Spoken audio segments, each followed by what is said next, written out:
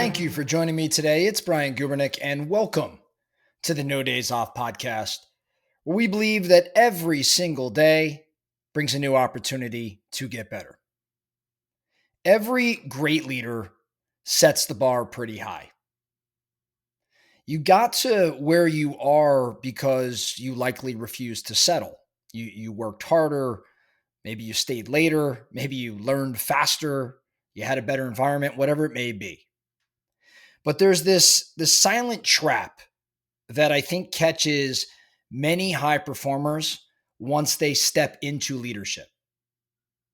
This trap is this belief that if I can do it, so can you. If I can do it, so can you. It sounds noble. It sounds motivating. But in reality, it's one of the most dangerous leadership assumptions I think that we can make. Because the moment you lead with your standards as the only valid reference point, you actually stop leading others and start projecting yourself.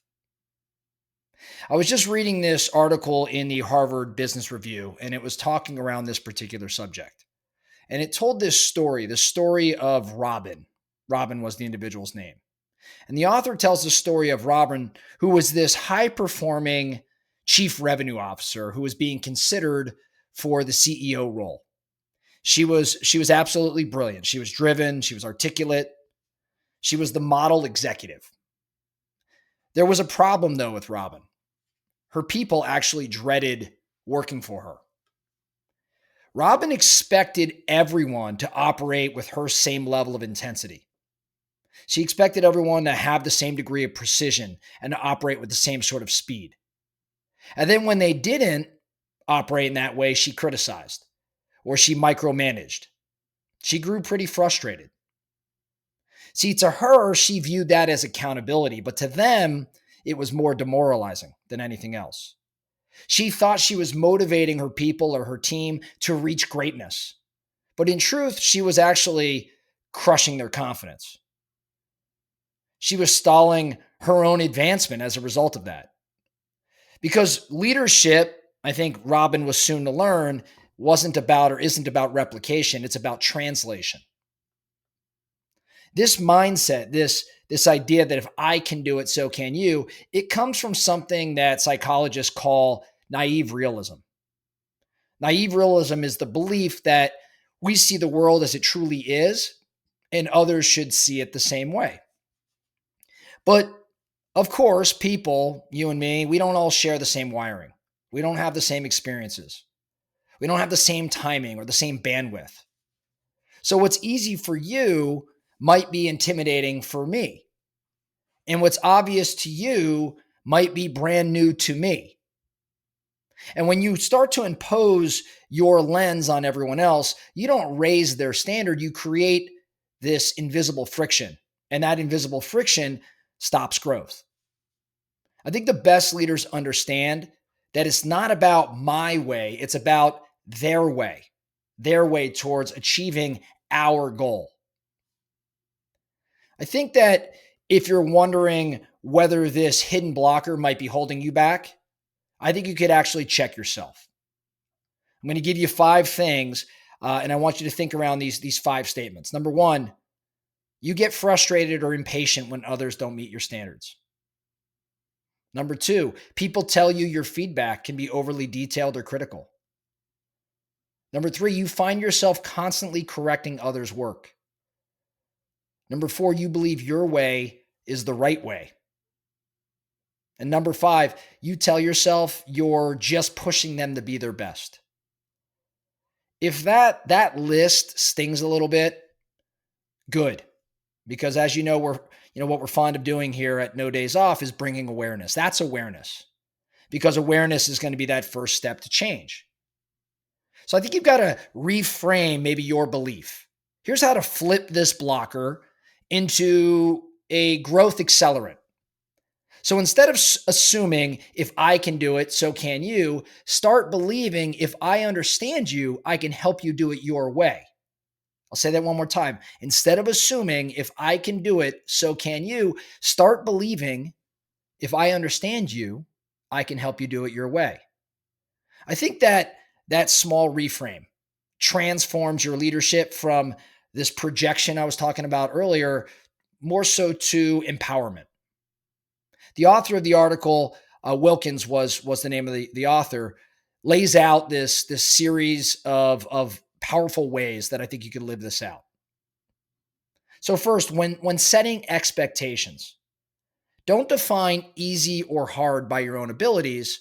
Instead, let's ask the question, hey, what does a great outcome look like to you? What does a great outcome look like to you? Then tailor your support around their skill and their readiness. Number two, when you're developing people, stop prescribing and start maybe doing a little bit more discovery. Ask, what does growth look like for you right now? See, maybe their next step isn't what you think.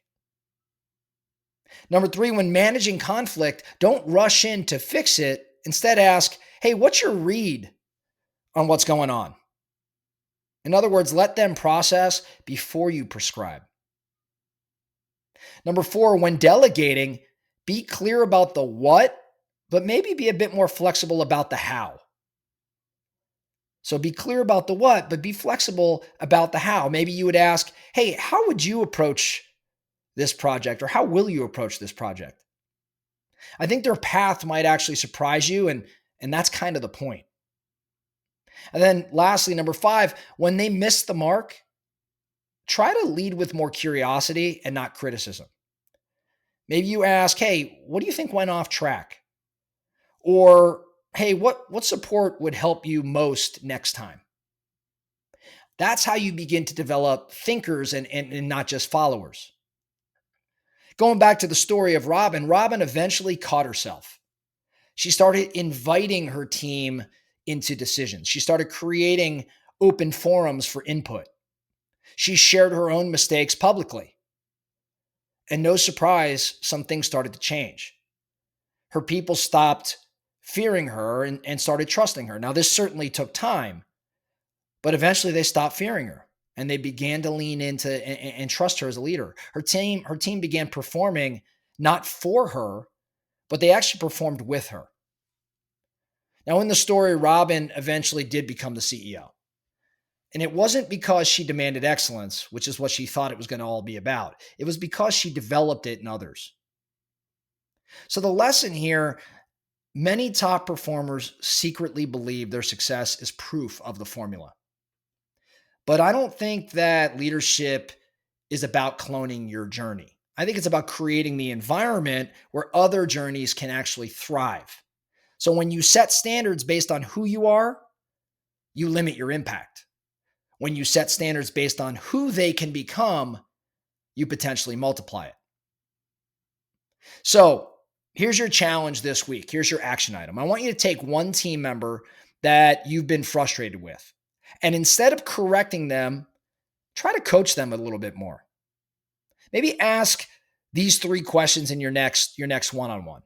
First, what does success look like to you on this project or whatever it is they're pursuing? What does success look like?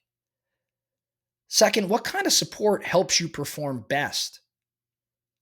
And then number three, how can I help you grow in a way that feels meaningful to you? And then just simply listen and do so without inserting your story.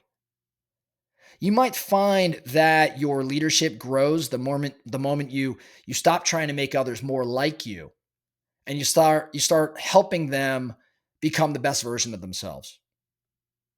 So in summary, the best leaders don't say do it my way. The best leaders say, "Hey, let's find your way." And I think that's how standards stop becoming ceilings or stop being ceilings and start becoming these launch pads.